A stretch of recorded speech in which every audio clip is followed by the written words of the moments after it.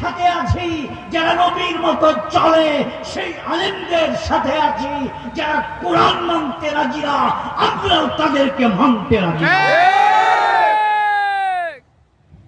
এই কথা বুকের পাটা সোজা করে কারা কারা বলতে রাজি?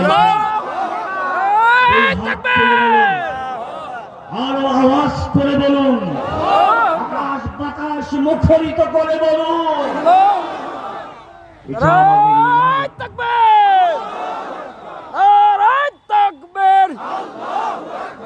আমরা সবাই রাসূল সেনা।